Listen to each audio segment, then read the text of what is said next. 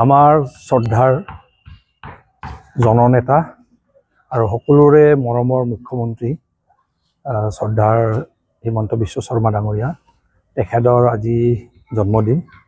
এই উপলক্ষে আজি আমি চিলাপথাৰ মডেল হস্পিটেল আৰু জোনাই চিভিল হস্পিটেলত আমাৰ ডক্টৰ নাৰ্ছ আৰু স্বাস্থ্যকৰ্মীসকলৰ লগতে তাত যিখিনি পেচেণ্ট ভৰ্তি হৈ আছে তেখেতৰ লগতে আজি জন্মদিন আমি পালন কৰোঁ আৰু তেখেতসকলক আজি সেৱা জনাই আমাৰ শ্ৰদ্ধাৰ ডক্টৰ নাৰ্ছ আৰু স্বাস্থ্যকৰ্মী আৰু পেচেণ্টসকলৰ সেৱা জনাই আৰু আমাৰ মুখ্যমন্ত্ৰীক যেন আশীৰ্বাদ দিয়ে। তেখেতে যিটো গতিত অসমক ভাৰতবৰ্ষৰ উন্নত 5খন ৰাজ্যৰ ভিতৰত লৈ যাবলৈ যিটো প্ৰচেষ্টা চলাই আছে, ঈশ্বৰে তেখেতক ভাল স্বাস্থ্য দিয়ক আৰু তেখেতক আশীৰ্বাদ দিয়ক, তেখেতে যেন আগুৱাই লৈ যাব পাৰে।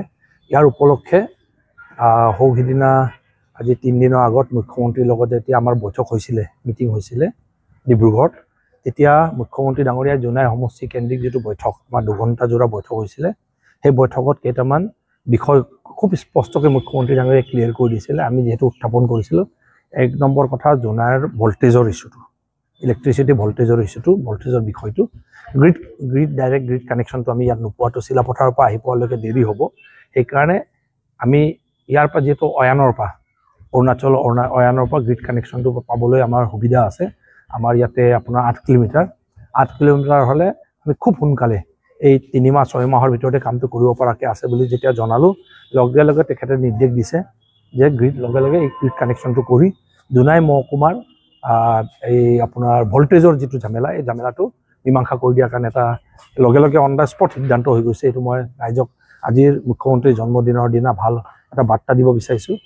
আৰু এটা ভাল বাৰ্তা দিব বিচাৰিছোঁ, সেইদিনা আপোনালোকে বাতৰিত পাইছেই চাগে, তথাপি জোনাই যোনটো সমষ্টিত এতিয়া সমজিলা হোৱাৰ পাছত অকল এটা ব্লক এটা চাৰ্কেল দি চলি আছিলে, কিন্তু সিদিনা লগে লগে মুখ্যমন্ত্ৰী ডাঙৰীয়াই অন দ্য স্পট আৰু এটা ব্লক ডেভেলপমেণ্ট অফিচ আৰু এটা চাৰ্কেল অফিচ জোনাই আপোনাৰ এই জোনাইৰ ভিতৰতে আৰু এটা দিবলৈ সিদ্ধান্ত কৰিছে জোনাই সমজিলাৰ ভিতৰতে। তাৰ কাৰণেও মুখ্যমন্ত্ৰী ডাঙৰীয়াক আজি জন্মদিনৰ দিনা শুভেচ্ছাও জনাইছোঁ, লগতে ধন্যবাদো জনাব বিচাৰিছোঁ। তাৰ উপৰঞ্চি মাটিৰ যিখিনি আমাৰ ঝামেলা আছে, যিখিনি আমাৰ 161 NC ভিলেজ আছিলে, NC গাঁও আছিলে, নন কেডাষ্ট্ৰিয়েল গাঁও আছিলে, এইটো লগে লগে অৰ্ডাৰ দিছে অতি সোনকালে জৰীপবোৰ প্ৰায়ভাগ ছাৰ্ভে হৈ গ'ল, কিন্তু মেপবোৰ বনাওঁতে DLR অফিচত অলপ ঝামেলা হৈছে বুলি আমি অৱগত কৰিলোঁ। লগে লগে তাৰো ঝামেলাটো মাৰাৰ কাৰণে লগে লগে অৰ্ডাৰ বাহিৰ কৰি দিছে। এনেকৈ তৎপৰতাৰে গোটেই কাম কাজবোৰ আগুৱাই নিছে। তাৰ কাৰণে মুখ্যমন্ত্ৰী ডাঙৰীয়াক আজি জন্মদিনৰ দিনা শুভেচ্ছা জনাই বাকী ৰাইজৰ হৈ মই ধন্যবাদো জ্ঞাপন কৰিছোঁ। আমাৰ লং পেণ্ডিং ইছ্যু যিখিনি আপোনাৰ মাটিৰ সমস্যা, আজি 75 বছৰ ধৰি আমাৰ মানুহৰ মাটিৰ পট্টা নোপোৱাৰ যোনটো বেদনা, সেইটো দূৰ কৰি দিয়াৰ কাৰণে মুখ্যমন্ত্ৰী ডাঙৰীয়াৰ ঈশ্বৰে জোনাইবাসীৰ ৰাইজে আশীৰ্বাদ দিয়ক, তেখেতৰ জীৱন দীৰ্ঘায়ু হওক। তাৰ উপৰঞ্চি আমাৰ যিটো আপোনাৰ লাইনৰ ইছ্যু আছিলে, ভল্টেজ লাইনটো থাকে, কিন্তু ভল্টেজ ইছ্যু যোনটো আমাক যন্ত্ৰণা ভোগাই আছে, তাৰো মীমাংসা লগে লগে এই 6 মাহৰ ভিতৰত শেষ কৰি দিয়াৰ কাৰণে যদি সিদ্ধান্ত গ্ৰহণ কৰিলে, তাৰ কাৰণে ধন্যবাদ জ্ঞাপন কৰিছোঁ। আৰু সমজিলা হোৱাৰ পাছত আমাৰ এটা অসুবিধা হৈ আছিলে, কাৰেং চাপৰি মানুহে, নামনি চিদঙনি মানুহে, কোলাজানৰ মানুহে, অকাজানৰ মানুহে ব্লক অফিচ ইয়ালৈ আহিবলগীয়া এটা পৰিস্থিতি হৈছিলে। তাৰ কাৰণে নতুন ব্লক এটা, নতুন চাৰ্কেল অফিচ এটা দিয়াৰ যোনটো সিদ্ধান্ত লগে লগে স্পট গ্ৰহণ কৰিলে, আৰু এইকেইদিন চাগে এই মাহৰ ভিতৰত আমি নতুন অফিচ আৰম্ভই কৰি দিম ইফালে। তো জেগাটো আমি চাই আছোঁ, আমি ক'ত কৰিলে ভাল হ'ব তাতে চাই আছোঁ আমি। এইকাৰণে এইটো এটা বিষয়, তাৰ কাৰণেও ধন্যবাদ জ্ঞাপন কৰিছোঁ। তাৰ উপৰঞ্চি মেজৰ যিটো এটা বানপানী গৰাখহনীয়া আমাৰ যিটো মেজৰ ইছ্যু আছিলে, তাৰে আধাটো ছল্ভ হৈছে। যোৱাবাৰৰ আগৰবাৰ 8 কিলোমিটাৰ, এইবাৰ 15 কিলোমিটাৰ আৰু 29 কিলোমিটাৰ থাকি গৈছিলে। লগে লগে তৎপৰতাৰে লগে লগে তেখেতে কৈছে অহা বছৰ বাৰিষাৰ পাছত কাম কৰিব পৰাকৈ গোটেই ফাইল প্ৰচেছ কৰিব লাগে বুলি তেখেতে সিদ্ধান্ত লৈ লগে লগে নিৰ্দেশ দিছে বিভাগক, তাৰ কাৰণেও ধন্যবাদ জ্ঞাপন কৰিছোঁ।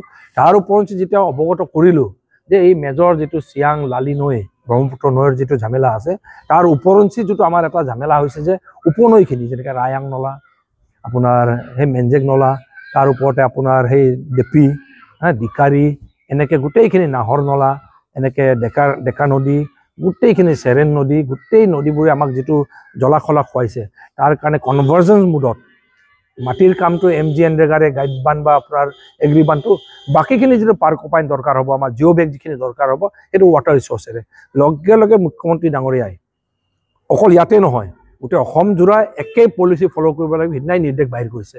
তাৰ কাৰণেও মই ভাবোঁ এই বাৰিষাৰ আগতে উপনৈসমূহতো আমি ধুমাধুম, মোৰ ইয়াত 19টা উপনৈ, আমি সিদিনা এটা হিচাপ কৰিলোঁ 19টা উপনৈ আছে। 19টা উপনৈত ৰাইজৰ মাটি, ৰাইজৰ গাঁও, ৰাইজৰ ঘৰ সম্পত্তি নষ্ট হ'ব নোৱাৰাকৈ আমি গাইড বানবোৰ ভালকৈ মজবুতকৈ কৰিব পৰাকৈ অতি সোনকালে এইকেইদিনৰ ভিতৰতে আমি কামবোৰ আৰম্ভ কৰাম। তাৰ কাৰণেও মুখ্যমন্ত্ৰী ডাঙৰীয়াই এনে লগে লগে তৎপৰতাৰে সিদ্ধান্ত গ্ৰহণ কৰাৰ কাৰণে মুখ্যমন্ত্ৰী ডাঙৰীয়ালৈ আজি এই উপহাৰবোৰ জোনাই সমষ্টিবাসী ৰাইজক দিয়াৰ কাৰণে। এনেকৈ আৰু এটা কথা কৈ দিওঁ আপোনাক, চিমেণ্ট চাপৰিবাসী ৰাইজৰ কাৰণে ভাল খবৰ এটা আছে।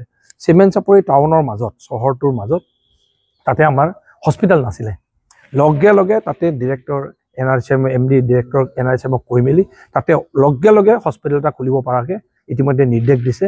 সেইটোও আমি সোনকালে সেইটো পাই যাম। আমি এনেকুৱা যিখিনি আমাৰ প্ৰয়োজনীয় বিষয় আছে সেইটো তৎপৰতাৰে মুখ্যমন্ত্ৰী ডাঙৰীয়াই সেইদিনা সিদ্ধান্ত গ্ৰহণ কৰাৰ কাৰণে আৰু আমাক উপহাৰ দিয়াৰ কাৰণে।